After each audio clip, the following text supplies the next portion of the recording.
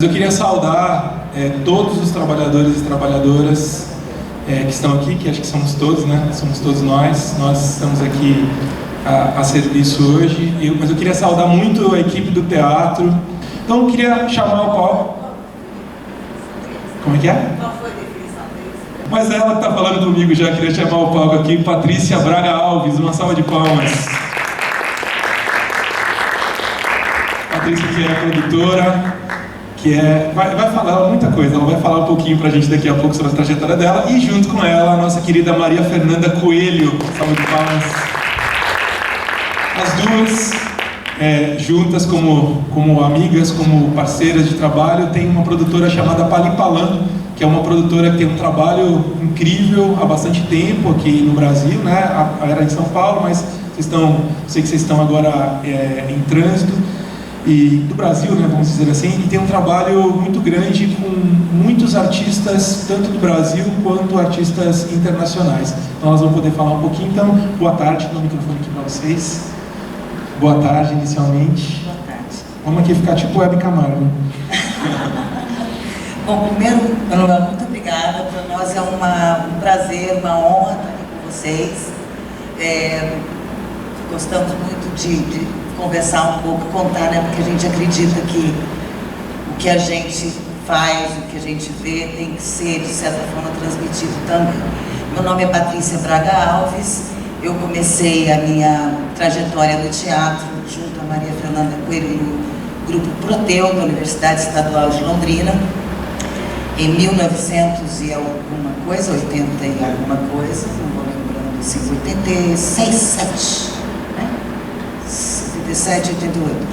O Proteu era um grupo da Universidade de Londrina que organizava o Festival de Teatro de Londrina, que na época não era internacional, não era nem latino-americano ainda. A diretora do Proteu, como diretora do festival também, era Anite Jacon, uma grande mulher de teatro do Paraná, do Brasil, e lá nós nos conhecemos, eu e Fernanda. Depois disso, eu vou fazer só me introduzir rapidamente, depois você faz.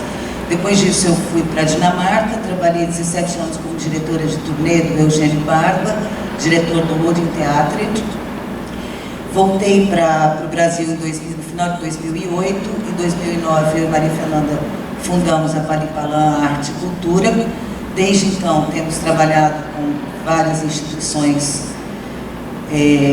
culturais do Brasil e temos hoje uma filial na cidade de Londrina, onde nós realizamos um festival que chama CIC, Circuito de Arte e Conceitos de Londrina. Boa tarde, sou Maria Fernanda Coelho. A minha história da Patrícia se confunde em vários aspectos, né? Nós nos conhecemos há muito tempo, nós compartilhamos de muitos sonhos, de muitas realizações, algumas frustrações, e antes de mais nada agradecer muito ao Manuel. Como a Patrícia disse também, para a gente é muito importante compartilhar, ouvir, trocar, né? Num momento tão delicado, tão complicado, é muito importante a gente estar na pista, né? Quando a Patrícia me falou do convite do Manuel, a gente começou a refletir. Me ocorreu uma coisa que vem nos ocorrendo há algum tempo. Quando a gente fala de internacionalização, internacionalização também me leva a pensar num caminho que poderia parecer inverso, mas que eu acho que é o mesmo, que é interiorização, né? Como internacionalizar se não se interioriza, em todos os sentidos, não só no sentido de território, né? Mas no sentido do fazer cultural. Eu e a Patrícia, a gente defende uma tese e trabalha com ela, que a gente entende a produção como uma arte. A gente entende que a produção cultural é uma arte, a produção executiva, a direção de produção, a serviço da arte. Nós somos artistas. Ao a gente se propor a gerar conforto para que o artista realize, a gente também está sendo artista. A gente está participando ativamente dessa cadeia produtiva. Eu acho que vale contar um pouco da nossa história, né? Como a Patrícia disse, a gente começa no Festival de Londrina e a gente começa no festival. Qual que era o lance do festival? O que fazia diferença do Festival de Londrina naquele momento? Primeiro que o Proteu, o grupo de teatro, ele resolve fazer uma mostra latino-americana a partir do convite que a gente recebe para se apresentar no México. A gente vai para o México, a gente faz uma turnê, se apresenta na cidade do México, depois sai para o interior, e lá a gente percebe o nosso isolamento. A gente não entendia o idioma, a gente não conhecia nada daquela cultura e éramos africanos. E a gente se perguntava por que a gente não faz parte disso. E a Nitz Jacó, uma visionária, uma mulher louca, potente, tomando tequila, nós decidimos que se a gente não podia correr mundo, talvez a gente pudesse trazer parte do mundo até a gente. E a gente faz então a primeira mostra latino-americana de teatro, em Londrina. A gente traz pela primeira vez um grupo da Nicarágua e um grupo de Cuba, o que também muda completamente a nossa relação com o nosso próprio continente. E... Posso perguntar que ano que foi isso? Puxa, agora você me pergunta. A primeira mostra? Eu sou péssima. 88 ou 89? Eu acho que sim. Me ajude, gata. Porque eu sou péssima de data. Não, eu acho que é 1988, que foi a primeira mostra latino-americana de teatro. E assim, como que o Festival de Londrina funcionava? Talvez a realização do ciclo reflita um pouco do que a gente fazia lá atrás e o nosso desejo de fazer um festival hoje no formato que a gente vem fazendo o ciclo. O Festival Internacional de Londrina, ele era movido a desejo, né? Ele nunca foi uma vitrine. Ele nunca se colocou como um mercado de compra e venda de espetáculos, onde você convida os programadores e os produtores que vão ali, né? Não, era um grande encontro, Uma grande rede.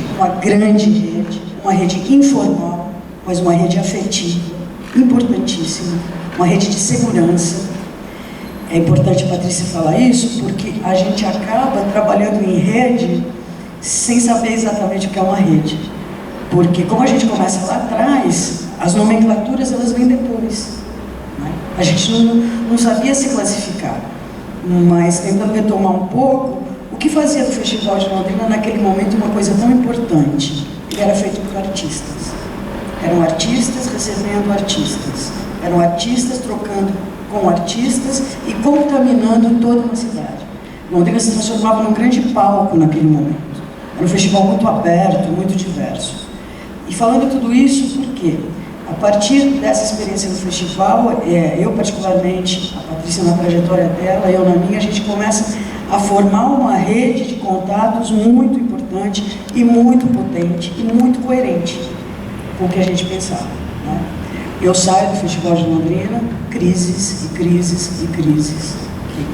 É impossível não conviver com elas. 20 anos depois, né? 20 anos depois, de muita luta, muita briga, surge uma crise gigante com a Nitz Jacó.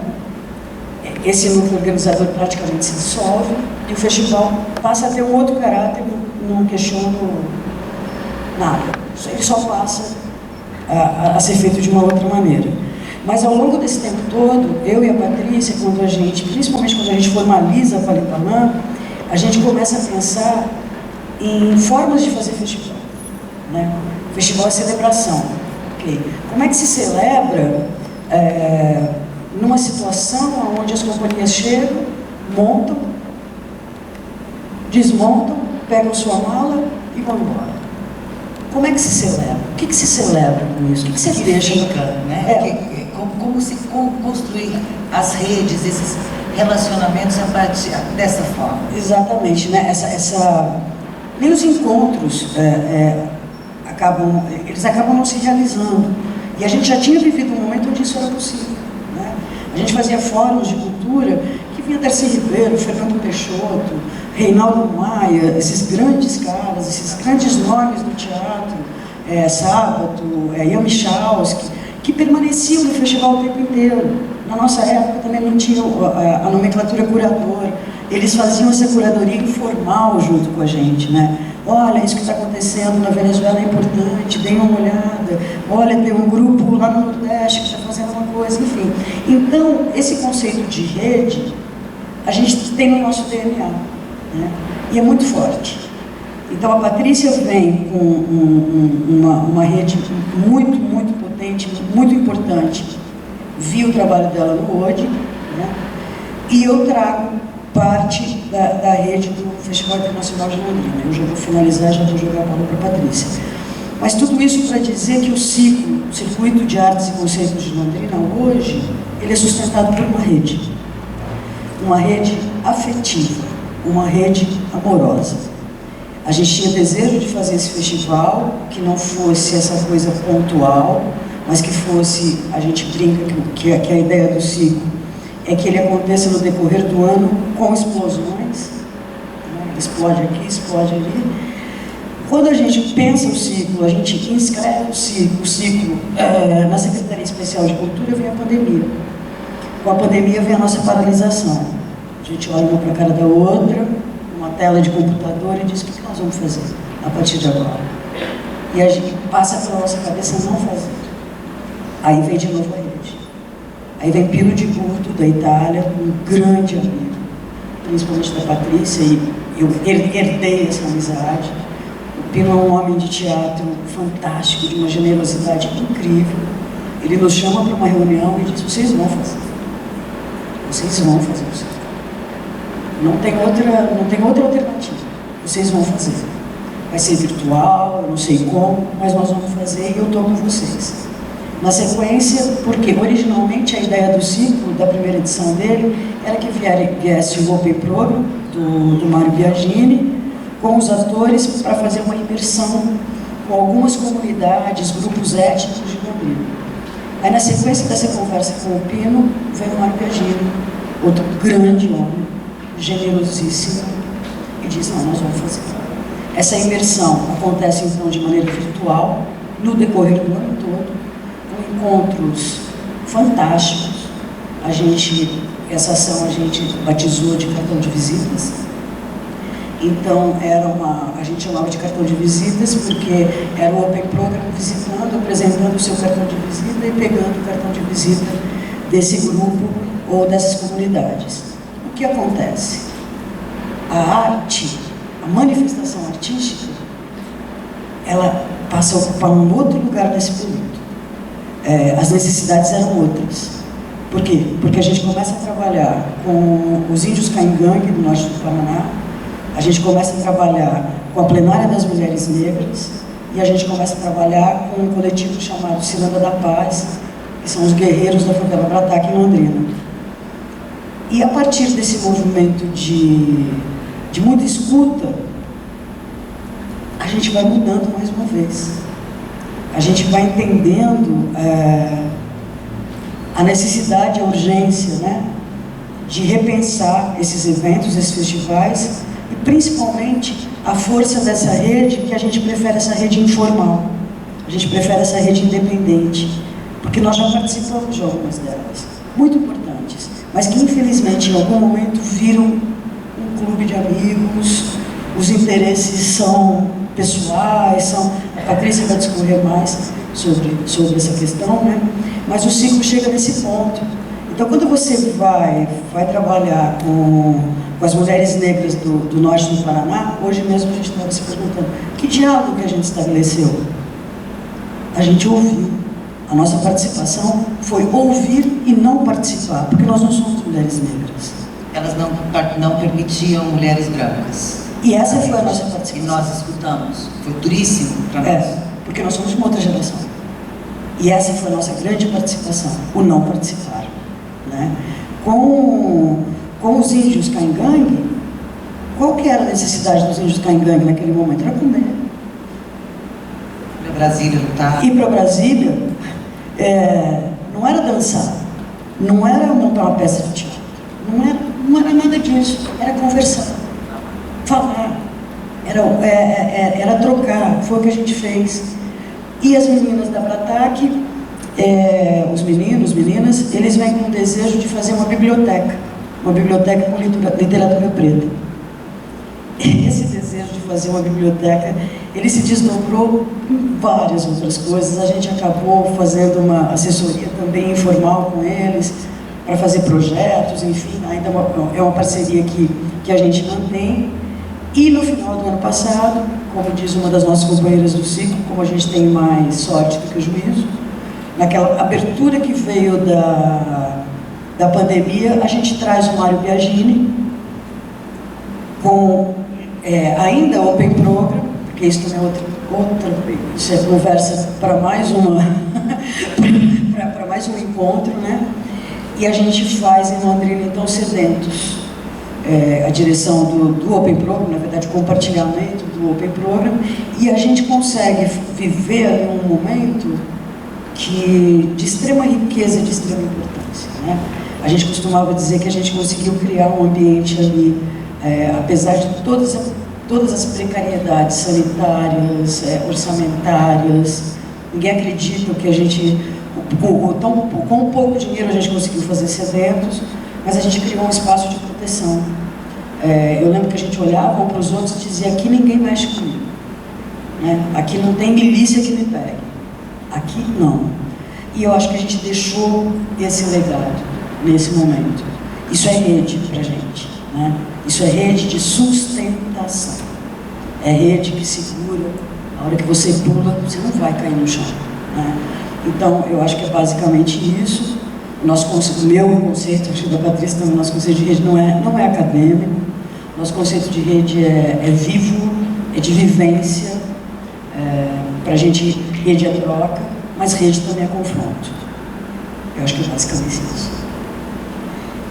Quando o Manuel chamou a gente para falar sobre redes, eu demorei um pouquinho para entender por que ele haveria chamado a gente para falar sobre redes. Porque, a verdade, eu e a Fernanda, a gente se conhece desde 1988. Nós somos muito, além de sócias, nós somos muito amigas. A gente reflete muito o mundo e nós temos uma trajetória bastante em comum. E nós aprendemos a fazer as coisas de uma forma um pouco diferente da forma que as pessoas aprendem hoje. Nós nunca cursamos artes cênicas, nós nunca estudamos em uma universidade aquilo que a gente faz. Nós aprendemos com mestres, com grandes mestres, mas nós nunca fomos à escola para aprender. Não estou falando mal de escola, não, muito pelo contrário. Só assim, a informalização do aprendizado é outra, é muito diferente do que a formalização dele. Com a NITES, nós aprendemos a fazer festivais, a criar essas redes. Eu, dentro do Hoje em Teatro, lá você aprende mesmo, assim, desde o início, a limpar banheiro, a servir café, a cozinhar, para depois escrever uma carta. Essa carta vem corrigida 10, 15, 20, 30, 40, 50 vezes, até que você começa a aprender. Então, assim, é por isso que muitas vezes a gente demora algum tempo para entender que aquilo que a gente está fazendo tem nome, né? Tem formalização, é oficializado de certa forma. A gente é um pouco arredia isso, eu diria. Mas é a maneira que a gente tem de ser e de fazer, né? Até agora está dando certo. Bom, quando o Manuel chamou a gente, eu vi, coincidentemente ou não, porque eu não acredito em coincidências, um vídeo que o Eugênio fez. E nesse vídeo ele começa contando que ele sonhou que a palavra teatro não existia mais. E que então eles tinham que descobrir, ele tinha que descobrir qual seria a palavra que pudesse traduzir o que era o teatro. Você viu esse vídeo? E ele disse que ele encontrou a palavra relacionamento. Quando ele disse isso para mim, quando eu escutei ele dizer isso, eu falei, bom, pronto. Então tá aí, para mim rede é relacionamento. É isso que a Fernanda falou, não é? É você construir camadas e camadas e camadas que de certa forma te protege, te acolhe, te faz caminhar mais longe quando você precisa. Quando você tem uma dúvida, quando você está num momento de conflito, num momento de crise, você aciona a sua rede. Eu vivi isso muito recentemente, em uma relação muito ruim que eu tive, afetiva.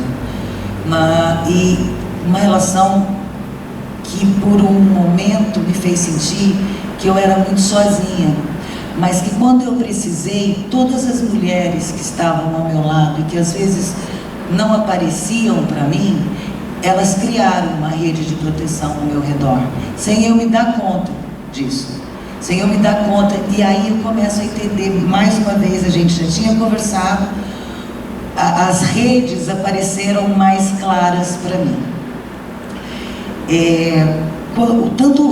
Tanto o Eugênio como a Júlia mesmo, né? Como a Nietzsche, que são os nossos mestres, afinal, meu e da Fernanda, eles ensinaram a gente a manter esses relacionamentos, a aprofundar os relacionamentos, a fazer com que eles fossem mais duradouros. O próprio trabalho do Eugênio Baba, por exemplo, quando ele começa o grupo de teatro, Ouro Teatro, ele se liga principalmente a professores universitários na Itália, na França, na Inglaterra, aqui na América Latina também. Por quê? Porque esses professores universitários transmitiam conhecimento e transmitiam o trabalho que ele estava realizando lá numa cidadezinha muito pequenininha na Dinamarca, praticamente impossível de ser, naquela época, de ser atingida, porque era muito longe, é muito longe. Hoje tem aviões e tudo, mas em 91, quando eu fui para lá, por exemplo, não era assim. Eu, para sair daqui do Brasil, para chegar em Rostebro, eu tomava 45 horas. Então, quando você está muito longe também, né, num lugar muito inóspito, ou você começa a construir mesmo maneiras para que as pessoas cheguem perto de você, sejam elas quais forem, ou você vai acabar sozinho. Muito acontece também no interior. Por que pra gente foi tão prazeroso quando a gente vir aqui? Porque hoje a gente faz um festival em Londrina, que é interior do estado do Paraná. É uma cidade que foi muito profícua culturalmente, mas que há alguns anos deixou de ser. Então, você também corre o risco de você ficar sozinho. E mais uma vez, se você não cuidar das relações, dos relacionamentos que você tem, você vai continuar sozinho. Isso acontece na cidade de São Paulo também. Apesar de ser uma cidade gigante, ser um centro cultural maravilhoso, e você ter várias oportunidades, se você não criar relacionamento, se você não tiver uma rede de apoio, você vai ficar sozinho também. Então, para mim, no final das contas, de toda essa reflexão que o convite do Manuel fez com que a gente tivesse, rede, para mim, é relacionamento, como disse o Eugênio, de teatro, e é esse suporte, esse apoio que a gente acaba dando uns aos outros e transmitindo também conhecimento, porque a gente acaba repassando, né, dentro da sua rede, e essa rede ela vai aumentando, e você conhece uma outra pessoa, que conhece uma outra pessoa, que você tem contato com uma outra pessoa, e a hora que você vê, o mundo é pequeno demais. Uma das coisas que me chamou muita atenção também, e que nos impulsionou muito, logo no início da pandemia, em março mesmo, foi que dos primeiros convites que nós tivemos foi para participar de uma rede de festivais internacionais para conversar sobre a pandemia. E de alguns, tinham 93 festivais em 86 países. Eu era a única do Brasil que estava, né? E eu escutei, porque eu não tinha experiência com a pandemia ainda, eram 15 dias de pandemia no Brasil. Eles já tinham pessoas da Rússia que já estavam fazendo teatro online. Inclusive, uma das diretoras de um teatro, ela falou, olha, foi a melhor coisa que aconteceu para mim, porque eu nunca tive 9.000 pessoas assistindo um espetáculo meu. Agora, quando eu estou fazendo teatro online, tem 9 mil, 10 mil pessoas do mundo inteiro assistindo o que eu estou fazendo dentro do meu teatro. E aquilo nos chamou a atenção. E isso, mais uma vez, foi uma rede, o resultado de uma rede que trouxe para nós informação. Então a rede também passa a informação para você. É essa troca que eu acho que é muito importante. E ela é o que como diz o Eugênio, são os relacionamentos. É isso que...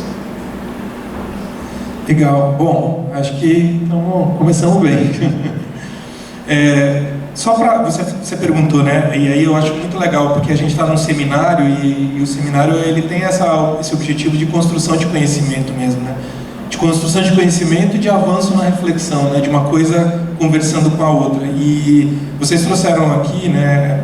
Muito interessante isso. Muito interessante, mas também fico feliz porque é um pouco do resultado da curadoria que foi feita no seminário, justamente para que as coisas se conversassem, né? A construção desse mosaico que a gente queria propor para a cidade. E você fez uma pergunta, né? Qual foi o conceito que o professor Manuel Gama... O professor Manuel Gama é um pesquisador, né, da Universidade do Minho, lá em Portugal. Ele esteve aqui agora, via convite do SESC, deu um curso para vários fazedores de cultura, teve algumas pessoas da Secretaria de Cultura também que acabaram entrando nessa turma, sobre cultura e desenvolvimento. Então é outro paradigma que nós temos, né? Então vocês duas são duas produtoras, vocês com certeza vivem isso na trajetória de vocês. Se não tiver dinheiro, não tem realização do que se vai fazer. Então a gente precisa quebrar esse paradigma também. Mas o professor, eu vou lembrar, só que você perguntou, né, qual foi o conceito que ele... Eu vou lembrar de algumas palavras que ele colocou que eram características de uma rede, né? Porque ele fez uma pergunta no começo assim, qual uma rede que você acha que tem? Aí alguém falou assim, o SESC. Aí falou, qual outra rede que você conhece? Aí outro falou, acho que o Itaú Cultural, uma coisa assim. E aí ele falou, bom, guarda aí no final que a gente conversar, e ele fez uma dinâmica com a plateia que estava aqui, durante 1h30, chegou no final, bom, agora vocês tiram as conclusões se são redes ou não são. Mas ele falou que, por exemplo, uma rede, aí a Maria Fernanda falou algumas palavras que ele falou. Uma rede, ela é horizontal, geralmente. Uma rede, ela tem o mínimo de hierarquia possível, e geralmente ela gira em torno de um propósito. Propósito, né? Do desejo, e ele falou sobre isso. Geralmente tem um desejo que é comum naquele grupo de pessoas, naquela rede. E uma das coisas que ele falou são relacionadas aos sonhos e a essa possibilidade de todo mundo dialogar e de necessariamente não se ter uma cabeça que vá dizendo, entendeu? Então assim, ele falou de algumas palavras que também nos fez, né, pensar, nos fez refletir e nos questionar se algumas coisas que a gente acha que são redes, se são redes, necessariamente não são formais, né? Enfim, então só para contribuir com esse primeiro momento, aí só para quem está aqui, né, não sei se todo mundo conhece, mas algumas citações que a Maria Fernanda e que a Patrícia fizeram aqui são de grandes grupos culturais, enfim, conhecidos, né? Tem tantos outros grupos muito conhecidos. Eu também sou de teatro, né, de artes cênicas, a gente tem uma área em comum aqui, e a gente costuma dizer que o teatro ele é extremamente artesanal, né? Então às vezes são grupos que são muito conhecidos, mas tem tantos outros. Aqui a gente tem um grupo aqui que está representado, o Cleiton e a Dani, que são do Contadores de Mentira, que é um grupo também bastante intenso, bastante representativo da região, do estado, do país, e já considerado muito na América Latina. Mas tem gente que a gente chega e fala assim, os Contadores de Mentira, não conheço. Por quê? Porque o teatro, e acho que a arte de uma maneira geral, ele tem esse alcance específico, essa característica específica, né? Esses grupos são grupos que acabaram atingindo um conhecimento maior, né, amplo, uma visibilidade maior, né? Então o Odin Theatre é um dos grupos mais representativos do mundo, né? Que você foi produtora, né, gerente de turnê durante 17 anos. O Festival Internacional de Londrina foi praticamente um dos festivais, talvez um dos 3 festivais mais representativos do Brasil, conhecido também internacionalmente em todos os tempos, assim, até hoje. O Mário Biagini, com o Open Program, ele é herdeiro de um grande teórico e prático, né? Um grande diretor de teatro de todos os tempos, um dos maiores, que é o Jerzy Grotowski. E o Mário Biagini é um dos herdeiros e tem um projeto que é o Work Center, ou tinha, né? Porque o projeto finalizou agora. Então, assim, nós estamos falando de grandes organizações, mas que elas têm a sensibilidade de cada pessoa que está ali, né? Então, é muito interessante a gente falar. Agora, eu queria fazer para vocês uma pergunta, uma provocação aqui. Vocês estiveram em contato com comunidades e produzindo coisas muito representativas com comunidades. Eu queria que vocês falassem um pouquinho da relação dessas produções que vocês fizeram com as comunidades. A Maria agora há pouco falou do ciclo, que é vamos dizer assim, que é onde a trajetória de vocês está chegando agora, né? Que o ciclo foi realizado o ano retrasado e o ano passado, é isso, né? E aí eu gostaria de perguntar para vocês como que foi ao longo do tempo, né? E como isso se transformou, a relação de vocês com as comunidades. Por exemplo, como é que foi esse diálogo com Londrina e a região nessa época? Como é que foi a tua relação, por exemplo, ou como era a relação lá na Dinamarca com a comunidade de Holstebro? Holstebro, tá certo?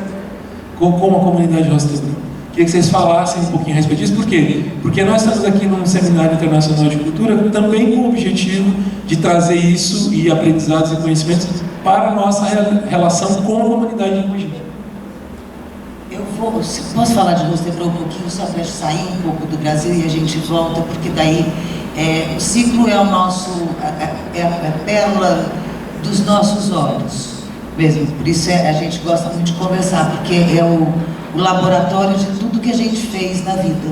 Na verdade, o ciclo hoje é o nosso sonho realizado.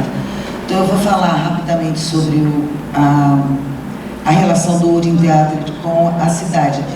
Eu não sou a pessoa mais capaz para falar sobre isso, porque isso sempre foi muito fora do meu trabalho.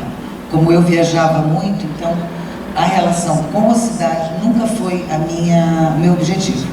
Então eu estou falando de outros companheiros meus, inclusive companheiros de dentro da administração, muito mais do que os próprios atores. O Eugênio me mataria se ele me escutasse falar isso, mas a verdade é essa.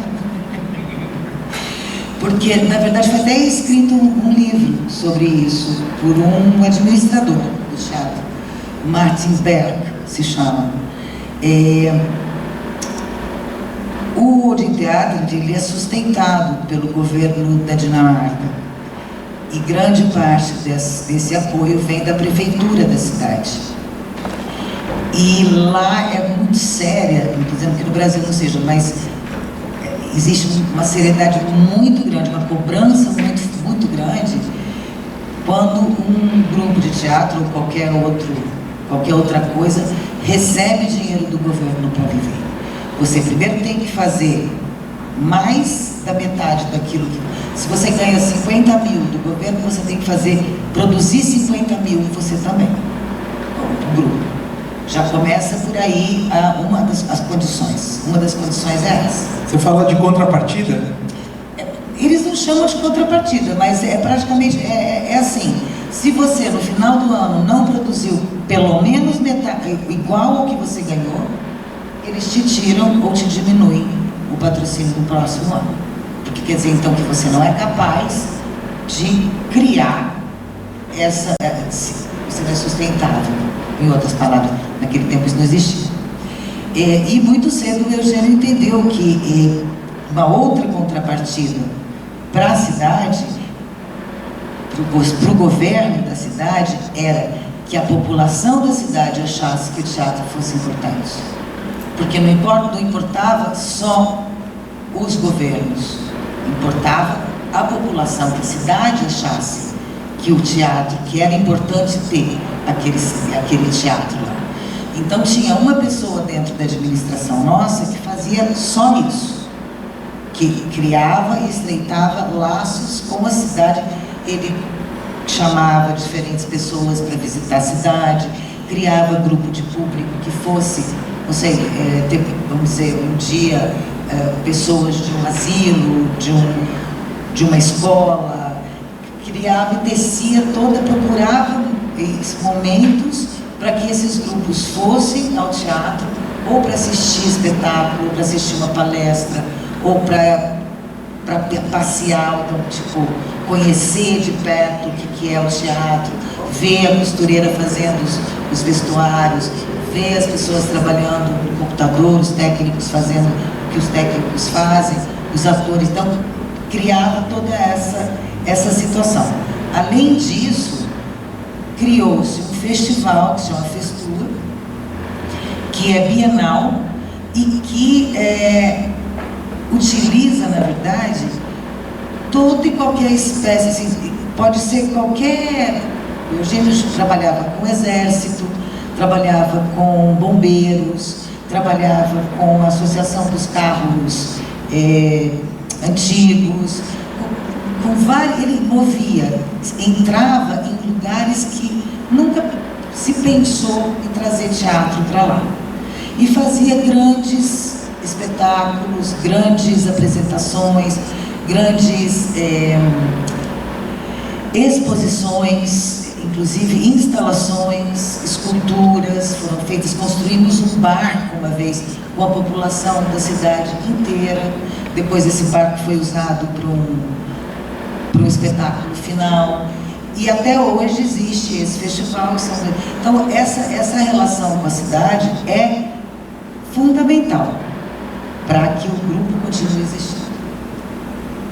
Eu vou tentar falar um pouco a partir da experiência do ciclo e também do Filo, porque o Filo, o Festival Internacional de Londrina, no momento ele também chegou num gargalo, que era o seguinte: a gente trazia referências estéticas e de conteúdo muito fortes. Isso, em algum sentido, acabou comprometendo a produção local, porque as pessoas ou não se sentiam à altura do que elas assistiam, ou elas queriam reproduzir o que elas viam, né? Isso aconteceu muito com o Eugênio Barba, quando foi pela primeira vez a Londrina, que os grupos passaram a tentar reproduzir aquilo. Só para ilustrar que a gente chega então nesse gargalo e decide fazer naquela época que a gente chamava de projetos de maio, que eram projetos onde a gente levava artistas e trazia artistas de várias camadas da cidade, né? Quando a gente faz o ciclo, o que acontece? A ideia original era trazer o Open Program e fazer presencial. Como isso não acontece, alguma coisa que a gente pressentia se torna realidade. A demanda não era da gente. Isso acho que ficou muito claro, né? Tipo, não é o artista que tem que demandar em algum momento, né? É a população que tem que demandar. É a população que tem que dizer o que ela quer, o que ela quer fazer, o que ela quer ver, o que ela quer ouvir. Isso não é simples. Mas a pandemia nos trouxe isso, nos trouxe esse tipo de reflexão. Nós fizemos só com o Ciranda da Paz uma pequena atividade artístico-cultural. Com todos os outros não teve nenhuma atividade artístico-cultural. Tiveram conversas, tiveram fóruns, tiveram outras atividades que não passavam necessariamente pela manifestação cultural. Nós nos reunimos um ano inteiro com todos eles, mas para conversar. Para ouvir, foi um momento de muita escuta e que imprimiu no ciclo isso, né? Hoje o Circuito de Artes e Conceitos de Londrina, ele entende que a demanda não é daqui para lá, a demanda tem que ser de lá para cá, em algum sentido. Essa é a nossa luta, no momento até para entender isso, né? Porque é isso mesmo, que era um pressentimento, acaba se transformando numa realidade que a pandemia nos obriga a assumir, e que a gente assume com muita coragem, né? Correndo todos os riscos, que é assumir isso. Então, essa relação com a cidade, ela é fundamental, porque senão não faz sentido, não faz o menor sentido, que é o que a gente vinha sofrendo durante muitos anos, de fazer mostras e festivais, e repetir o que eu falei anteriormente. Você traz um curta no espetáculo, vê a Gringolândia, que lindo, que bacana, a Gringolândia vai embora e você continua. Você está aqui, né? O cara está vendendo pipoca, o menino está correndo na rua. Uma frustração muito grande. Ficava esse gosto de frustração para nós. E com o ciclo nós conseguimos fazer o que a gente quer. Porque a gente tem uma equipe, nós tentamos fazer uma gestão horizontalizada mesmo, justamente porque nós sempre reclamamos muito e sentimos muito que os festivais acabam criando figuras míticas, né, que se tornam míticas dentro do festival, que são os diretores de festival, que mandam, desmandam, tremandam, fazem o que eles querem, justamente ou não estou discutindo isso, para nós não funcionava. Então nós criamos, nós somos 6, e nós nos reunimos todos os dias, todas as semanas, e todo mundo tem voz, todo mundo tem direito de falar. Voador é delícia, que é isso. Voador é delícia. O que nós fizemos, assim, artisticamente, retribuindo a cidade, nós trouxemos Mário Biagini, ainda Open Program, e uma outra preocupação muito grande que a gente tinha era que os artistas da cidade se envolvessem e pudessem trazer para dentro de si alguma coisa do que aqueles grupos internacionais que a gente paga tanto para trazer deixassem. E não só um workshop de 3 dias, vale a pena também um workshop de 3 dias, não sou contra isso não, mas às vezes o tempo é muito curto e o legado não é tão grande. Então a gente trabalhou bastante com isso, considerando. Isso é rede. É simples, né? Eu acho que é trama, né? Você vai tramando. O que aconteceu? Então, quando você pergunta a nossa relação com a comunidade, quando a gente faz sedentos em Londrina, traz os artistas de Londrina, artistas de outros lugares também, a gente tece uma rede muito forte, muito forte. E Londrina assume o ciclo. Né? Não é uma coisa que vem de cima para baixo, é orgânico. Londrina pega o ciclo para ela. E essa é a nossa ideia.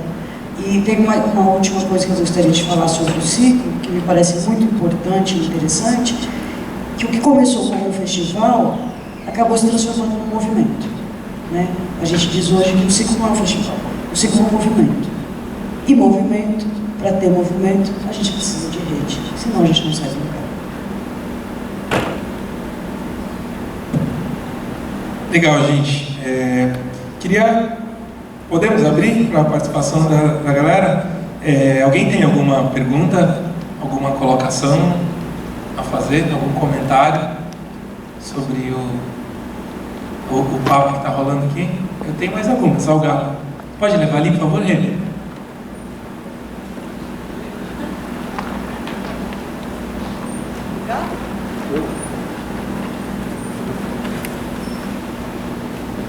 Alô, Oi, Maria. Oi, Patrícia. Eu queria fazer uma pergunta que, na verdade, acho que é mais uma angústia pessoal, assim. Vocês falaram muito de relacionamento, né, nessa rede e tal. E a minha pergunta é, até que ponto essa rede, ela consegue responder quando a gente está num momento muito sombrio culturalmente, né, em termos de governo, onde parece que tudo é implodido, tudo é tirado, tudo é, né? Mesmo diante de um governo com uma atuação pífia no ramo da cultura, essa rede de relacionamento, ela faz com que a cultura sobreviva, de certa forma? Uma coisa que nós não falamos aqui foi que quando a gente fez, em dezembro, o ciclo online, nós fizemos sem R$1. Nenhum real. Nem dos artistas que trabalharam. Hoje a gente conseguiu, depois de quase 2 anos, conseguir um mínimo cachê, mas os artistas, os catalisadores, que são os grupos que a gente chama de tradição, os técnicos, as pessoas que faziam os vídeos, o cara que fez as edições, a menina que fez as artes para as telas, nosso trabalho, nós passamos meses trabalhando, muitas pessoas, e nós usamos R$1. E nós só conseguimos isso porque eu e a Fernanda temos relacionamento. Foi a única situação. E as pessoas só fizeram isso porque as pessoas sabem o que nós estamos passando aqui. E a gente faz questão de falar. Isso também é rede.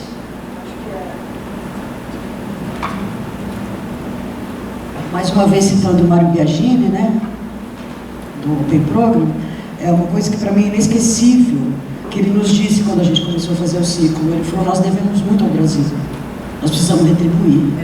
Vocês nos dão muito, culturalmente, humanamente. É nossa obrigação retribuir e manter vocês vivos. Então essa foi a forma que a gente encontrou de sobreviver, né? E como a Patrícia disse, sem R$1, mas com uma força, com uma satisfação, que isso ninguém nos tira, né? Não tem governo que nos tire isso, não tem má gestão que nos tire isso. E eu acho que é por isso que a gente parece tão perigoso, né? Porque a gente sobrevive, de fato, nós somos perigosíssimos, né? Porque nós estamos aqui, nós vamos continuar aqui, né? Nós não vamos desaparecer. Então, acho que isso nos torna tão perigosos e tão fundamentais, com muito orgulho. Mais alguém, pessoal? A Elisa quer fazer uma pergunta lá.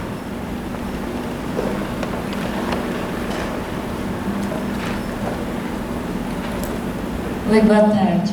Eu não sou de teatro, mas eu queria só fazer uma colocação que eu acho que tem muito a ver com isso de deixar para a comunidade, com o que ocorreu agora há pouco na apresentação lá fora, onde aquele rapaz, né, participou, talvez tenha sido a primeira experiência de teatro dele, e se a peça tivesse ocorrido aqui, ele não estaria aqui dentro para assistir.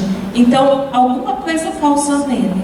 Eu acho que isso tem muito a ver com o que vocês trazem de deixar para a comunidade, né? Só isso. Obrigada. Não é só isso, não. Você acabou de dizer o que nós vamos fazer no próximo ano com o ciclo. Nós vamos fazer tudo na mão. É isso aí.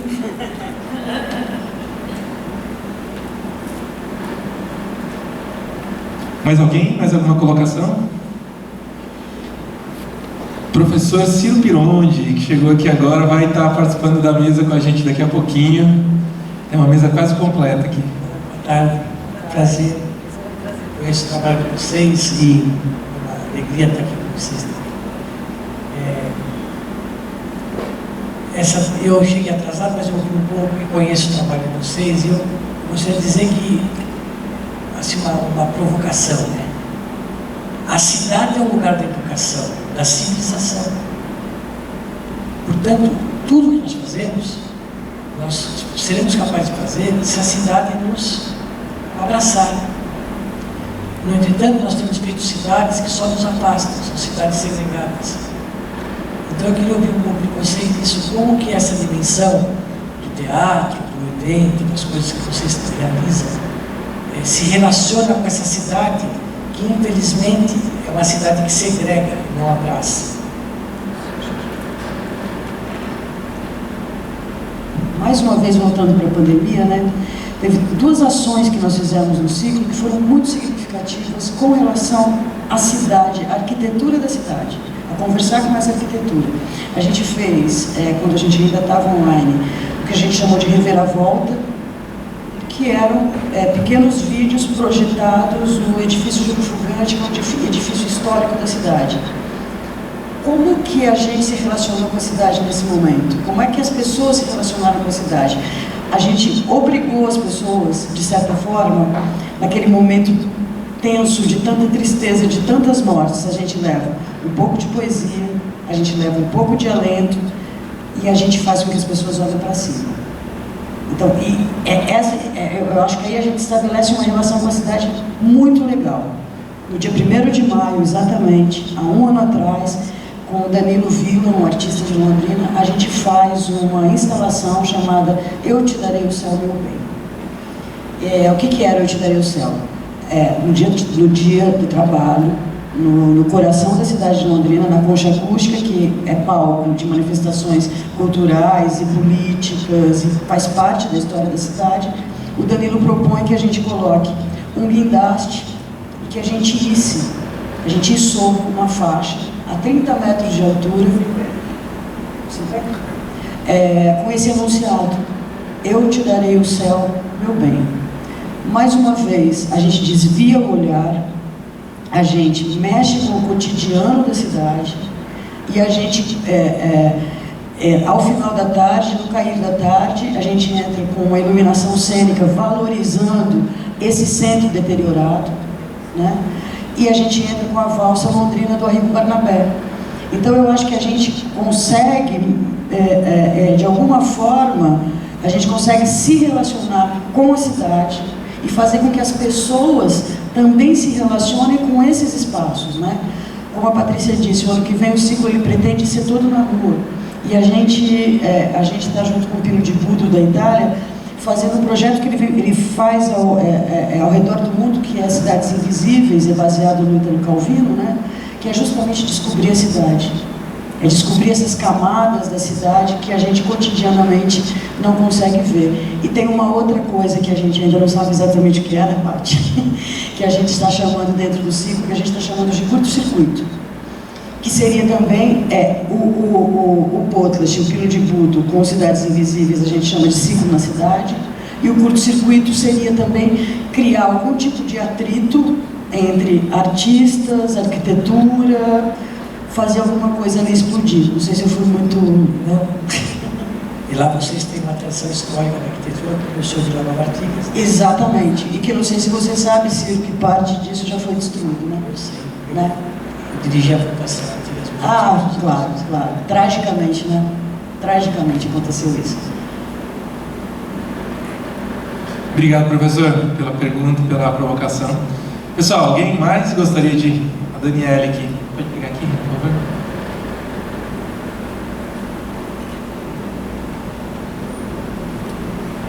Eu queria aproveitar e seguir até um pouco nisso que vocês já estão comentando, mas para escutar um pouco mais também, porque a gente tem travado há um tempo essa possibilidade da rede entre os fazedores, entre fazedoras, entre artistas, entre produtores, entre nós que estamos de alguma forma elaborando esse futuro, elaborando essa projeção, né, de novo futuro. E eu queria perguntar, no momento em que, pelo menos, a gente tem vivido muito aqui nas nossas regiões, um afastamento do público em relação a isso. Das pessoas que vão para compartilhar essa experiência como participantes, como nós estamos aqui, né? Como essa sala que está aqui para ver. E lógico, a gente tem percebido que tem um trabalho, né, um projeto de que isso aconteça, não está sendo à toa, né? Então, como que nós podemos pensar, talvez, essas nossas redes agora, para esse momento em que existe um contrafluxo que diz: não vá ao encontro dessa rede, não veja o que essa rede produz, né? Não compactue com eles, não fale, como nós somos uma ameaça, como mesmo vocês já disseram, mas eu acredito que agora existe um contrafluxo, né, que está vindo de cima para baixo, que está dizendo: não olhe para cima, né, de certo modo, né? Não olhe para essa frase, não converse com eles. Então, na verdade, é mais um compartilhamento também, porque compartilhamento de uma angústia de ver que a gente segue nas nossas redes firmes e fortes, mas aí no momento que a gente vai compartilhar isso com as outras pessoas, existe aí um entrave, né, uma coisa que está fazendo as pessoas não irem ao nosso encontro. E não estou falando ir ao nosso encontro no sentido de que elas têm que vir até aqui ao teatro. Eu digo nosso encontro até na rua mesmo, porque mesmo estando na rua, a garantia do desvio é real. Já que eles estão ali, eu vou atravessar a rua. Ou então eu vou passar ali para fazer né, uma ação contra. Enfim, não sei se eu fui mais prolixa do que... Não, eu acho assim, você bem simples, eu acho. Eu acho que uma coisa que é fundamental é promover a beleza, né? É promover a beleza, é promover a leveza. Eu acho que isso, assim, tanto professor, que quando a gente foi fazer essa instalação chamada Eu Te Daria o Céu, Meu Bem, com o Danilo falou assim, vamos botar um ursinho com tiro no peito. Eu falei, não, um ursinho com tiro no peito é tudo que eles querem que a gente faça. É um ursinho com tiro no peito. Danilo, vamos pensar numa coisa bela. E aí ele resgatou essa ação que ele tinha feito. Então eu acho que, para que tenhamos cada vez mais aliados nessa nossa rede, eu acho muito importante que a gente promova, pode parecer simplista, mas eu acho muito importante que a gente promova a beleza, que a gente promova a poesia. Eu acho que é fundamental.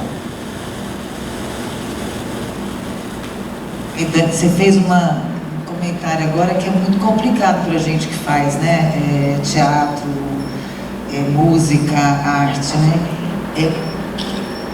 Eu acho que a pergunta, talvez, uma pergunta que eu me faço muito, é para quem que eu quero mostrar o quê? É importante o que eu estou mostrando? E para quem? Né? Uma das coisas que eu sei que eu não quero fazer mais, apesar de financeiramente poder ser uma boa coisa, eu sei que eu não quero mais fazer teatro que custe R$100 a entrada. 80, 50, isso eu sei. Então não é para essa pessoa que pode pagar 50, 100, 150, 200 que eu quero fazer. Não quero fazer. Isso eu sei. Agora, o resto todo, eu ainda vou ter que descobrir. Porque eu também não estou entendendo o que está acontecendo com o público. Normalmente, quem vem ao teatro somos nós teatreiros. É muito difícil bastante difícil você ver pessoas não ligadas ao teatro estarem ao teatro. A não ser que seja um global, a não ser que seja uma coisa muito bonita. Então, é uma pergunta que a gente nos faz também. Eu hoje venho preferindo pensar que o que a gente tem para dizer com o ciclo seja mais importante que seja dito para pessoas como aquele senhor na praça, que se diverte muito e que nunca, e aquilo para ele vai mudar a noite dele, hoje ele vai dormir feliz. Só isso. Assim, isso tem mudado muito o meu modo de pensar com relação ao público. Muito. Como eu disse, hoje eu sei o que eu não quero. Eu não quero fazer teatro que a entrada custe 100, 150, 200 reais. Isso eu não quero fazer. Me expliquei? Beleza. Mais alguém, pessoal?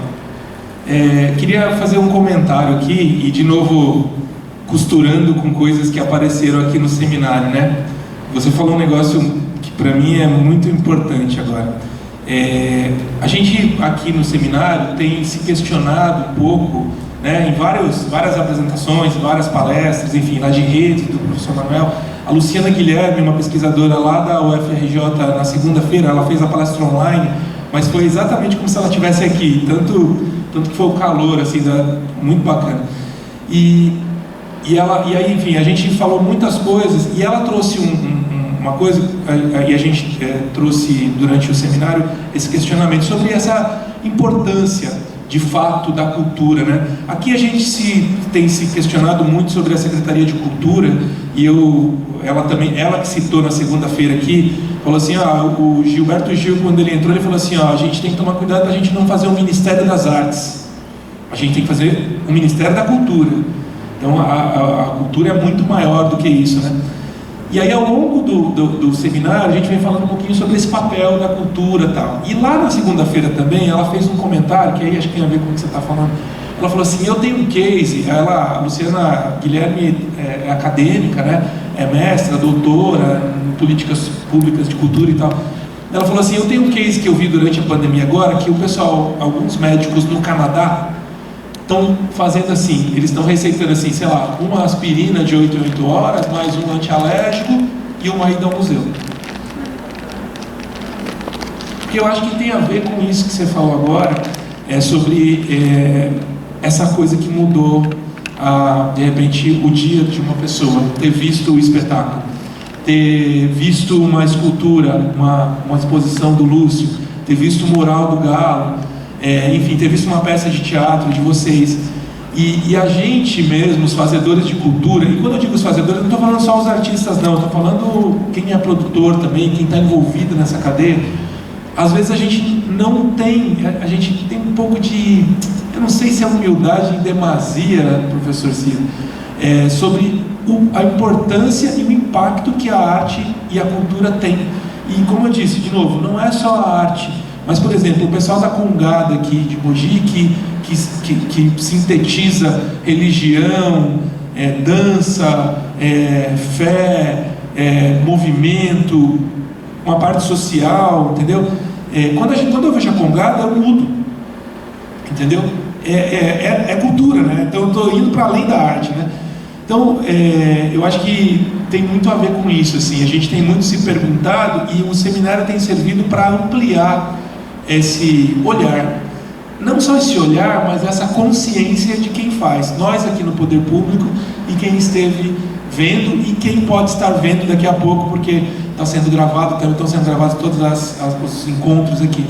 Então é muito legal a gente pensar nisso, isso que você falou, Patrícia, sobre... Mas é muito legal isso que a gente está falando, porque o impacto ele é muito grande, o impacto ele é muito maior. Às vezes dá um clique para um movimento social, às vezes dá um clique para melhorar a saúde mesmo da pessoa, às vezes dá um clique para a pessoa tomar uma decisão na vida dela. Então, assim, não tem como a gente não pensar que a cultura ela é algo, e é algo que tem um valor e tem uma importância, e tem um protagonismo tão grande. Então, ao longo desse seminário todo, a gente tem visto pessoas virem aqui, e aí é legal, eu te peço desculpas de estar me alongando, mas porque você deu o clique, né?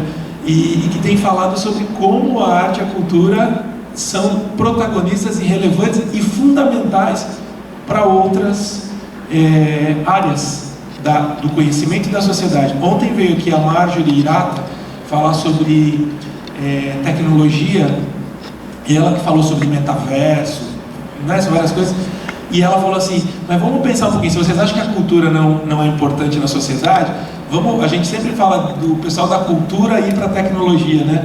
Mas vamos pensar o caminho contrário. Olha como o pessoal da tecnologia já vai para a cultura faz muito tempo. Faz um aplicativo aí. O que você precisa? Que cor vai ser esse aplicativo? Qual formato vai ser esse aplicativo? Música, tem som nesse aplicativo? Qual é o caminho que o usuário vai percorrer? Ou qual é a dramaturgia desse aplicativo? Então, olha só, a tecnologia, na verdade, ela não tem esse pudor de vir aqui, né? Então a gente precisa ir. Enfim, só para dizer um pouquinho mais sobre como realmente a cultura é importante.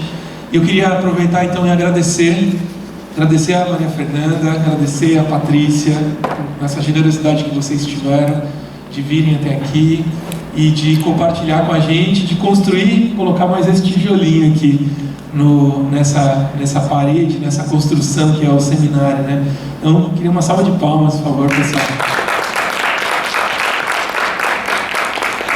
Passar o microfone para vocês fazerem as considerações finais. Não, só agradecer muito, agradecer a oportunidade e dizer que estamos aí, estamos na pista. E quem quiser nos acompanhar é Circuito de Artes e Conceitos de Madrina, Palipalan Arte e Cultura é a nossa produtora. E muito obrigado pela presença de vocês, espero que a gente possa ter contribuído um pouco. Muito obrigada. É isso, muito obrigada por existir esse seminário, né? A gente tem que fazer mesmo, e é muito bacana isso que você está fazendo aqui, é muito bonito. Espero que nos vejamos muito mais vezes. Muito obrigada.